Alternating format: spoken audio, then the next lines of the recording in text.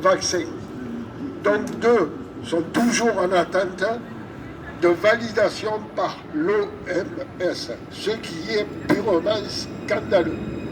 Scandaleux. Et en même temps, ils ont maîtrisé cette pandémie avec leurs propres ressources. Ils ont envoyé des médecins un peu partout, comme ça a été dit. Ils ont aidé des peuples sud-américains à vacciner avec leurs propres vaccins, avec son Bernanos. Et ils continuent, ils ne s'arrêtent pas.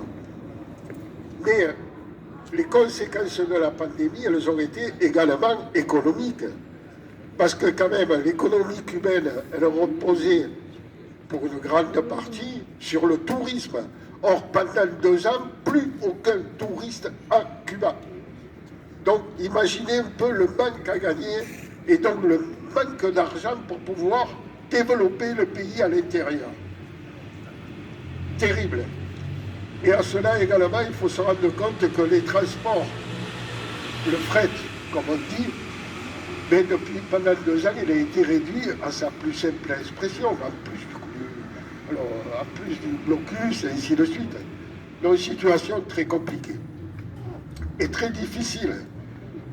C'est Jean-Michel, je crois, qui vient de parler des coupures d'électricité. Savez-vous pourquoi il y a des coupures d'électricité? Aujourd'hui, à Cuba, sur les 13 centrales électriques qu'il y en a 7 qui sont en arrêt par manque d'approvisionnement en matériel pour pouvoir maintenir correctement ces centrales en termes de production. Et donc, moins de centrales, ils sont obligés de faire des coupures de courant. Il y a des incidences terribles sur les familles, mais également sur les niveaux de production du travail. C'est terrible. Des fois, on ne s'imagine pas ou on ne pense pas, mais c'est terrible. Moi, je vous dis, c'est terrible. À cela, il faut ajouter la guerre en Ukraine. Parce que nous, on subit, comme d'autres pays, le manque d'approvisionnement en blé, en céréales, et ainsi de suite. Mais pour les Cubains, c'est pareil. C'est absolument pareil. Actuellement, ils ont des très... Alors ça s'est multiplié, hein, parce que problème de transport, problème d'argent, problème de... Enfin, bon, voilà. Très difficile d'avoir des céréales sur Cuba. Et donc, très compliqué de fabriquer du pain. Il y a un manque de pain. Comme il y a des manques il y a un manque de beaucoup de denrées aujourd'hui. Donc, ils sont vraiment dans une situation très, très, très difficile. Et moi, je tiens à ce qu'on en parle. Parce que je crois qu'on ne le dit pas assez. Il faut le vulgariser, il faut que les gens comprennent. Alors qu'il suffirait qu'on mette fin au blocus, ça ne résoudrait pas tous les problèmes.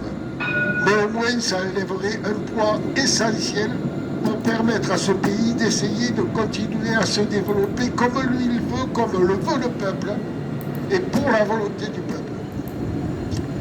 Voilà, alors, moi je vous dirais que, en tant qu'association, bien sûr, nous œuvrons non seulement sur la solidarité, mais également sur le développement de projets.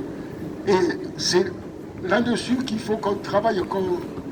Le peuple cubain, il a besoin de quoi? Il a besoin de l'aide internationale, sur 2 aspects. Le premier, c'est de faire connaître la réalité cubaine aujourd'hui à Cuba et de la vulgariser pour que les gens comprennent et soient solidaires de ce peuple. La deuxième, c'est qu'ils ont besoin qu'on développe des projets économiques pour permettre le développement à l'intérieur du pays. Et je crois que moi, je vous invite à participer chaque fois que vous le pourrez aux initiatives qu'on vous proposera les uns et les autres pour aller dans ce sens et aider le peuple cubain. Encore et toujours plus, en aidant le peuple cubain, on aide en même temps l'ensemble du monde. Quand on voit la politique internationale qu'a Cuba, c'est assez remarquable. Voilà, je peux vous dire qu'une chose, hein, les combats vont continuer et on ne va pas s'arrêter. Et viva Cuba!